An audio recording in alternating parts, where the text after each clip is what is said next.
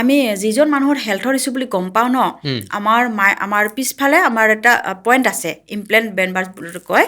আচ্ছা আমাৰ আচ্ছা 32টা আমাৰ পইণ্ট আমাৰ থাকে মূৰত, আৰু সেই 32টা পইণ্ট আমি কোনটো পইণ্টত বেছিকৈ মাৰিলে হেল্থৰ ট্ৰিটমেণ্ট হ'ব, বা কোনটো পইণ্টত মাৰিলে মানি ব্লকেজ খোল খাব, অ'কে কোনটো পইণ্টত মাৰিলে ৰিলেশ্যনশ্বিপটো ইছ্যুটো ব্লক মানে অনব্লক হৈ যাব বা ভাল অ'কে হ'ব, সেইবিলাক আমি জাগা মতে মাৰি দি তেনেকৈ মই সেই জেঠাক মানে মই য'ত হেল্থৰ ট্ৰিটমেণ্ট মানে জাগাটো মাৰিলে ৰিমুভ হ'ব, তেওঁ যাতে অতি সোনকালে ৰিলেক্স পাই যাব, সেইটোত মই 1 ঘণ্টা ধৰি মই তাক বাৰ্ছ ৰান কৰিছিলোঁ। অ'কে, মানে এইটো মাছাজ বুলি ক'ব পাৰি। Message massage mind power therapy বুলিয়ে ক'ব পাৰি। আচ্ছা আমি যেতিয়াতো সিহঁতৰ অল ফেমিলি একদম বহুত বেছি মানে কি মেজিক হ'ল, যিজন মানুহ আজি 1 বছৰ ধৰি বিচনাতে আছিলে, সেইজন মানুহ হঠাৎ যে আজি এনেকৈ খোজ কাঢ়িব পৰা হ'ল, কি হ'ল? এতিয়াও তেওঁ সুস্থ হ'ব নেকি? আজি এতিয়াও আছে, আচ্ছা এতিয়াও আছে। অ'কে তাৰপিছত এতিয়া সেই জেঠিয়ে তাইক কৈ আছিলে, মানসী নহয় বেলেগ এটা বস্তু শিকিছে।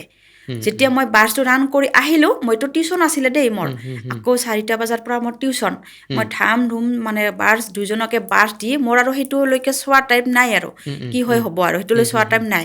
ডাইৰেক্ট মই তেতিয়া মোৰ টিউশ্যন ৰুমত আহিলোঁ, সন্ধিয়া বান্ধৱীজনীয়ে ফোন কৰিছিলে, তাই ক'লে ঐ কি শিকিছা তুমি, ইমান ভাল। মাৰো দেহাটোত মানে জেঠিৰো যিটো বিষ বেদনা আছিলে তাৰো নাই মানে তেতিয়ালৈকে, চাকি দিয়া মুহূৰ্তলৈকে জেঠিও ক'ব পাৰে মানে তাই কমপ্লিট সুস্থ। আচ্ছা জেঠাটো খোজকাঢ়িব ধৰিলেই, আৰু জেঠাই তেতিয়া মোক মাতি থাকিলে মানে ময়ূৰীক মাতিবা, ময়ূৰীক মাতিবা, কেতিয়াবা মানসীও বুলিও কয়, কেতিয়াবা ময়ূৰী বুলিও কয়, আৰু কৈছিলে যে ময়ূৰী আৰু কিবা দিব নেকি, বাৰে বাৰে সুধি আছিলে। তেতিয়া মই হেল্থৰ এটা ব্ৰেচলেট মই বনাই 7 চক্ৰৰ ব্ৰেচলেট, তেতিয়া মই সেইটো এটা দি দিলোঁ।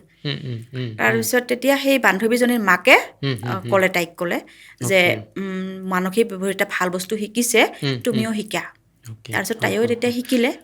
তেনেকৈ আপুনি মই যে এই এক্সাৰচাইজ শিকিলে, কিহত মানে কি বাধ্যত পৰি শিকিবলৈ বাধ্য হ'ল আপুনি? তাৰ মানে আৰু কি আগত আগৰ কাহিনীটো কি আছিলে বাৰু?